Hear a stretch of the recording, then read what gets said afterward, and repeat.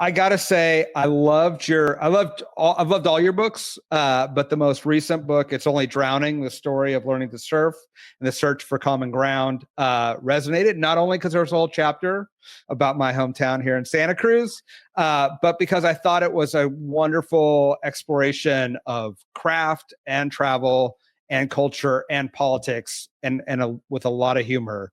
I can't recommend it highly enough. And so congratulations on such a important work. Thank you. Okay, I feel like this interview's over. We're good. I think we've covered everything, frankly. Yeah, exactly. And wrap. One of the things I was most surprised about is you wouldn't think surfing would be a great lens to sort of discuss our cultural and political divides, but it turns out to be a really good way to do it. Can you talk a little bit about why you chose surfing as the way to discuss these broader topics? Well, Ryan, I was about to say what I think might be the most pretentious thing I've ever said in my life, which is I didn't choose surfing. Surfing chose me. And now having disclaimed that, it's kind of true.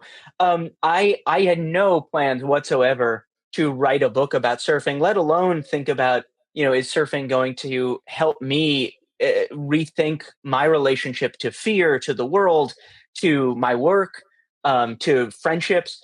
And yet, as as a surfer, right, is once you start, suddenly you're like, oh, it's like something has been unlocked. And yeah, at first it was almost the opposite, right? What it unlocked was like muscle soreness I did not know existed.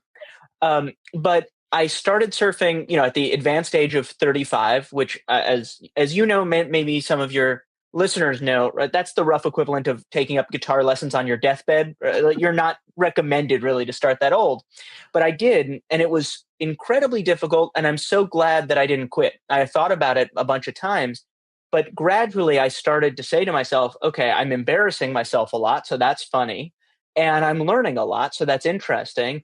And those two things came together, and I started saying, well, that feels like a book. This was not meant to be a book, but it turned out to be a book I'm really glad that I got to write.